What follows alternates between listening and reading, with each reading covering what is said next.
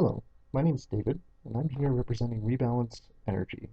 We're looking to change the world by changing the way that we store renewable energy. So this is the Yuba Bear Drum Spalding hydroelectric project. This is one of the first hydroelectric models that I worked on back in 2008 when I was working for Divine Tarbell and Associates under Rick Jones, one of the guys that really taught me um, how to model these complex hydroelectric systems.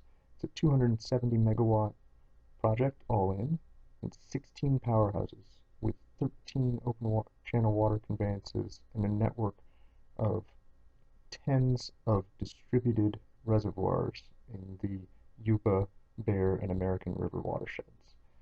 Most people would look at this as a distributed water storage system, but I learned it's also a distributed energy storage system. So what is a model? Let's ask the internet. Let's ask Merriam-Webster. So first definition is a miniature representation of something, like this pico turbine that my friend Antonio 3D printed. Um, Another definition is one who's employed to display clothes or other merchandise, like these models that are trying to sell me batteries for my leaf blower. But I think the definition that applies to us today is definition 12. System of postulates, data, and inferences presented as a mathematical description of an entity or state of affairs. And postulates, that's a GRE word. I like to use the word assumptions. All right, so I've made a few simple energy storage models that I'm going to talk about today. And this is the first one. This is what I call the historical model of energy storage. And as you can see, in the last 10,000 years, human technology has developed immensely in terms of energy storage. When you look at pure energy density, kilojoules per kilogram, we've gone from 10,000 years ago being able to store wood for the winter to be able to heat our homes, to today having nuclear submarines that only have to be refueled once every 20 years, and being able to send people into orbit on hydrogen-powered rockets. So I would contend that we've got some pretty good energy storage technologies available to us today. But as we all know, the world isn't run by engineers or technologists, it's run by accountants. So we need to look at the capitalist model of renewable energy capacity. And this is what the EIA, a division of the U.S. Department of Energy, publishes every year. This is from 2017. And it's a model of the average price of different sorts of renewable energy capacity that were built in that year. So you can see based on this model, and I've drawn a curve through it, it's the average, show what's above the curve and what's below the curve. Based on this model, what would you build? Kind of helped you out here by circling a couple. I would probably build wind and then back it up with battery storage. Those are the lowest cost solutions. So where are all those great technologies that the engineers have developed over the last 10,000 years that don't show up on this plot? Well, let's add them in. So you can quickly see why we're not building big nuclear power plants. We're building some in the US right now, but they're very expensive. They're coming in at about $10,000 per kilowatt. That's based on the Vogel projected costs. Also, you can see hydrogen is not an inexpensive option. That's over $7,000 per kilowatt. That's based on the cost of the hydrogen rockets for the NASA Space Shuttle program. But you can see that the batteries are, yeah, they're pretty cost competitive. If you add in the data point from the big battery down in Australia, very cost competitive on a cost per kilowatt basis.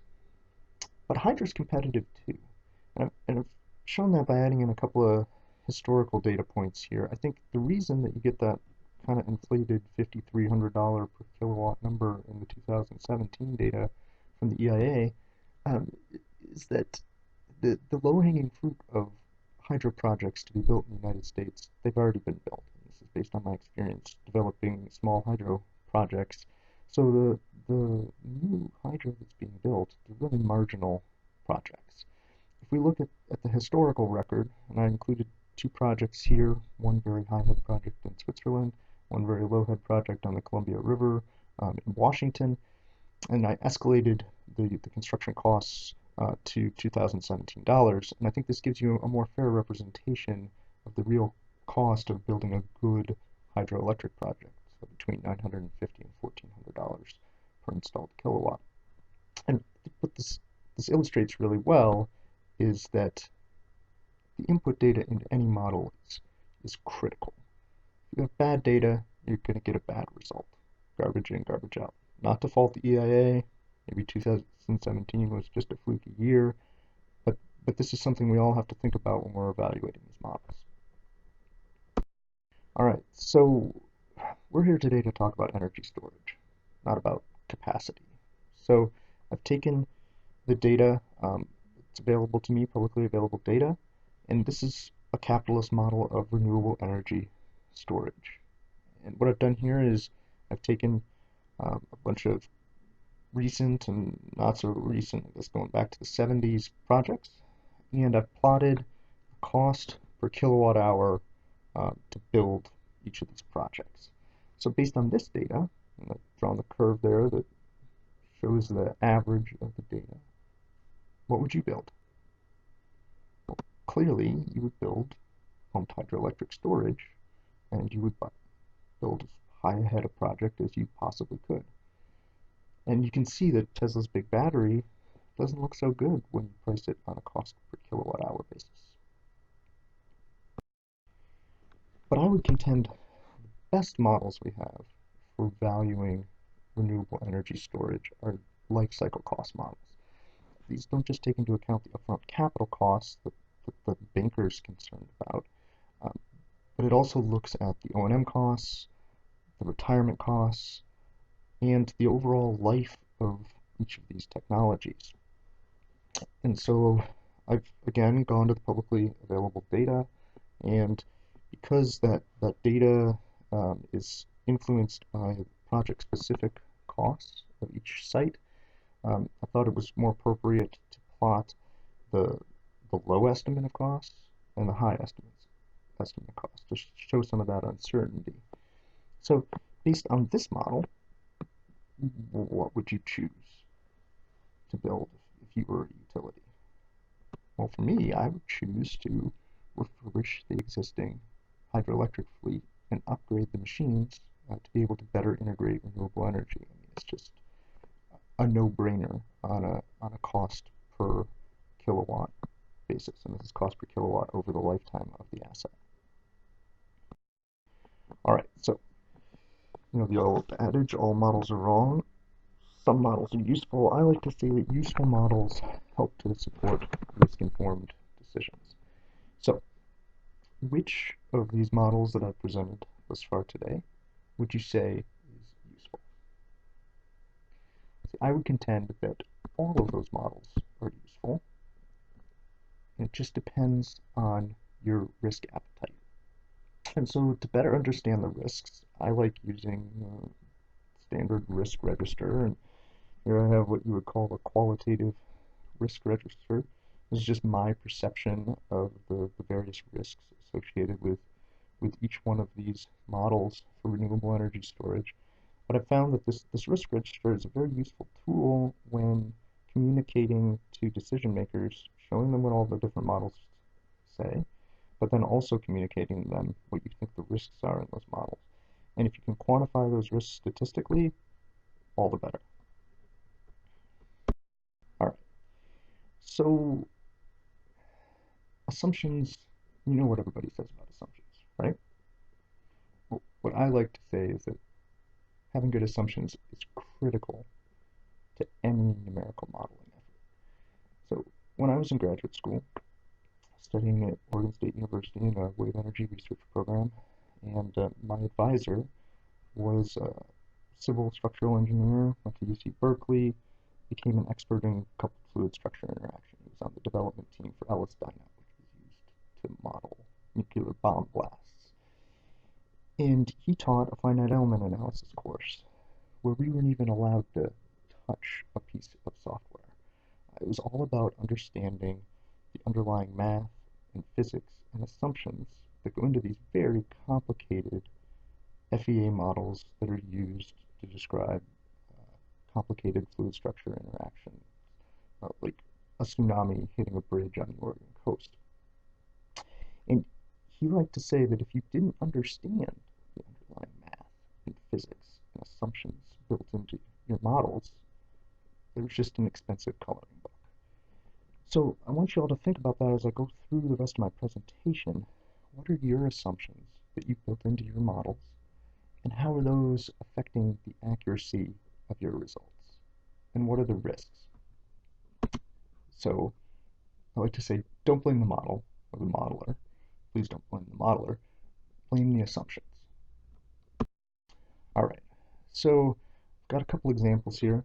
The first one is a great example of a central station energy storage project that is already built, can be refurbished and upgraded to really provide good benefit for energy storage in the Pacific Northwest, which is where I live. And that's the Grand Coulee hydroelectric project. Grand Coulee obviously is a huge project, nearly 7,000 megawatts installed capacity. It's already helping to integrate a fleet of variable wind generation in the Pacific Northwest that's approaching 5,000 megawatts.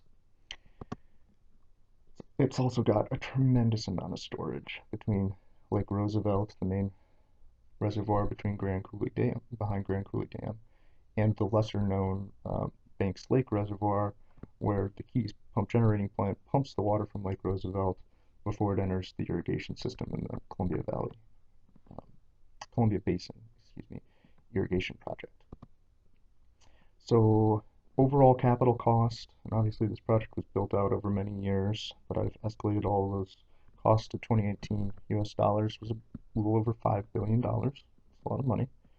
But in terms of cost per kilowatt, especially cost per kilowatt hour, it's a very good project. So let me ask you this. So what do you think it would cost to rebuild the units, the reversible PGs, the 6 reversible PGs at the Keys pump generating plant, bring them up to current state of the art, variable speed frequency drives, disconnect the pumps from the left powerhouse to make them dispatchable directly off the line, turn this into a modern pump storage project ready to integrate renewable energy. Well, I guess I kind of have a little bit of inside knowledge on this because I worked on this project when I was working for DTA. We were estimating about $200 million, and that included upgrades to the feeder canal to reduce the risk of hydraulic transients and a load rejection event. So I say about 300 million, because that study's a little bit dated now. That's still a capacity cost of $1,000 per installed kilowatt, with a storage cost of less than $9 per kilowatt hour. I mean, this is a wildly attractive project on a capitalist model. So let's do this. But of course, new technologies often require new models. I think throughout history we've seen that with new sort of transformative technologies, either the new model comes first or the new model comes second, but there's always a new model that we need to understand these technologies.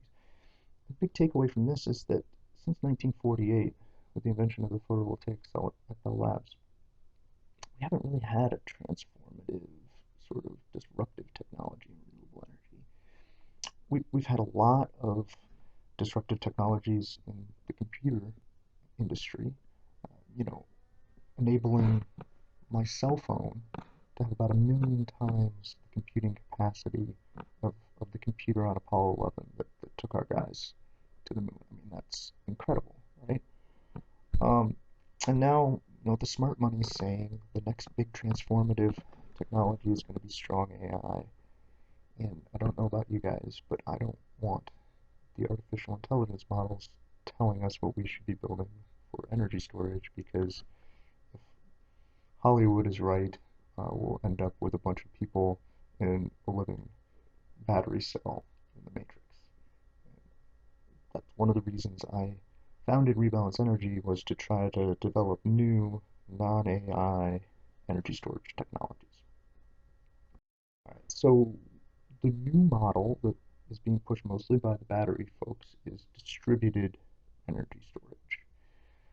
So on their model, they would have an electric vehicle in every garage, batteries in the basement, smart meters, smart charging systems that are distributing energy to those storage mechanisms at the right time of day to reduce distribution losses and overall peak load for the utility.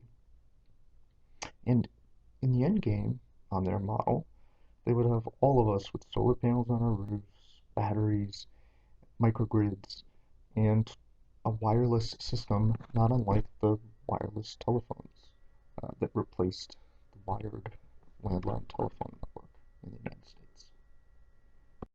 And the poster child of this model is Tesla, with their distributed energy storage business model, combining Tesla's electric cars with their Powerwall technology and solar shingles from Solar City. A few months ago, I went out and priced out what a Powerwall system would look like for my house up in Wenatchee, and all in, including installation, was about $25,000. It's a lot of money. And I thought to myself, I gotta be able to do better than that. I mean, that's nearly $700 per installed kilowatt hour.